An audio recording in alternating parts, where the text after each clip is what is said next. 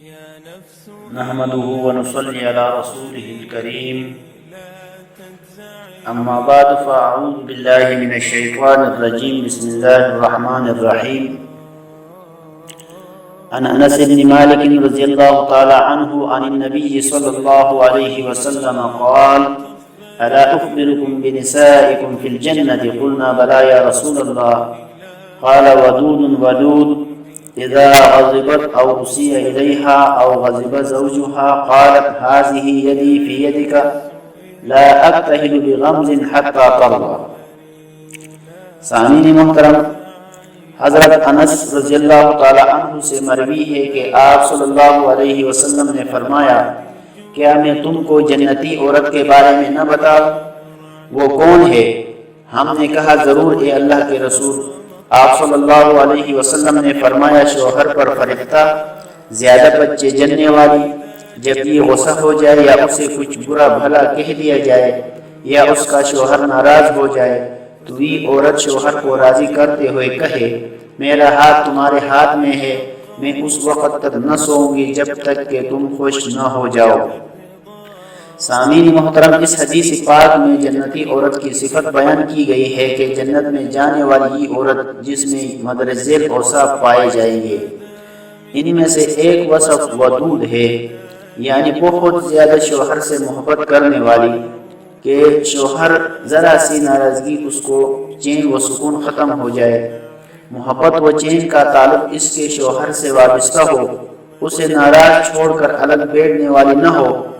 فریفتگی اور محبت کا یہ فائدہ ہوگا کہ دوسرے کی جانب اس کا خیال اور دھیان نہ جائے گا، اور غایت محبت کی وجہ سے شوہر کی جانب سے کوئی تکلیف دہ امور ہو تو اسے برداشت کر لے گی۔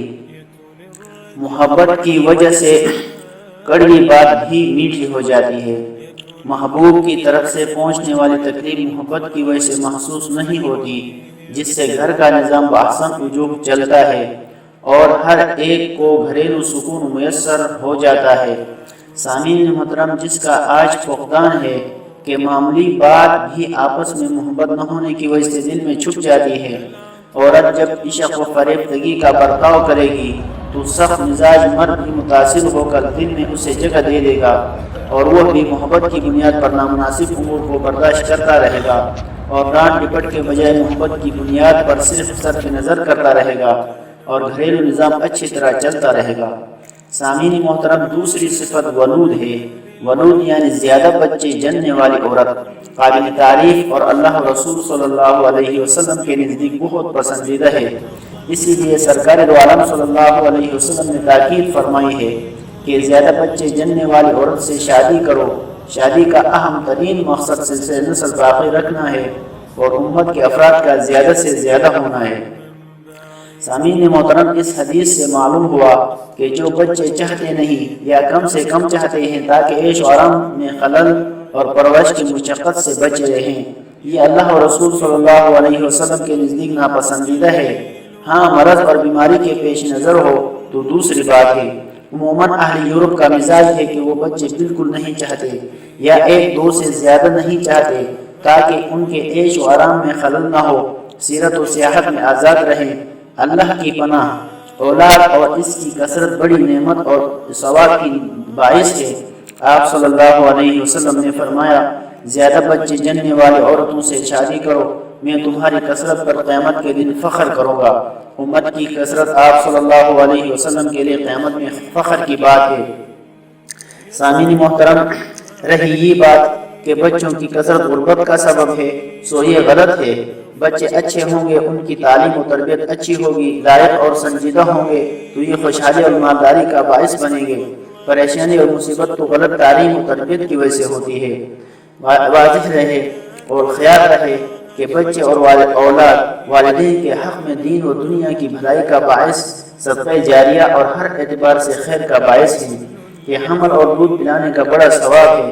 چنانچہ حدیث پاک میں ہے کہ آپ صلی اللہ علیہ وسلم نے عورتوں سے فرمایا، تم اس بات پر راضی نہیں کہ جب تم میں سے کوئی اپنے شوہر سے حاملہ ہوتی ہے اور شوہر اس سے راضی ہو تو اس کو ایسا ثواب ملتا ہے جیسا کہ اللہ کے راستے میں روزہ رکھنے والے اور شب بیدار کو ثواب ملتا ہے۔ اور جب اس کو درد ذہن ہوتا ہے تو اس کے لیے جنت میں جو آنکھوں کی ٹھنڈک کا سامان ہوتا ہے اسے آسمان و زمین کے فرشتے بھی نہیں جانتے۔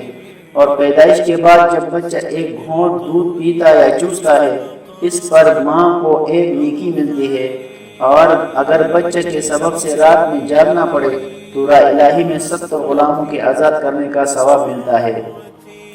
ایک دوسری روایت میں ہے کہ آپ صلی اللہ علیہ وسلم نے فرمایا، عورت حمل سے لے کر بچہ جننے اور دودھ چھڑانے تک ایسی ہے جیسے اسلام کی راہ میں سرحد کی حفاظت کرنے والا، اگر اسی درمیان انتقال ہو جائے تو شہید کے برابر ثواب ملتا ہے۔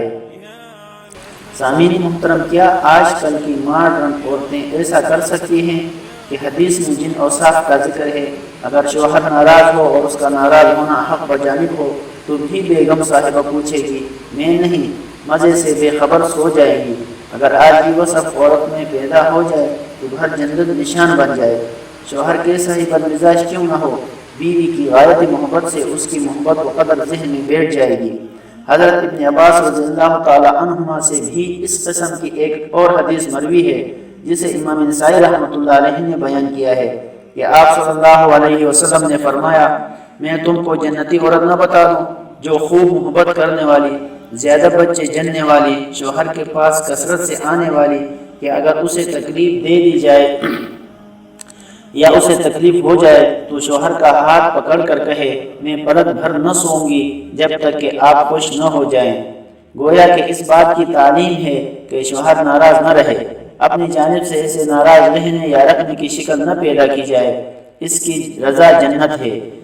لہذا احادیث مبارکہ سے معلوم ہوا کہ شوہر کی رضا میں عورت کے لیے جنت ہے۔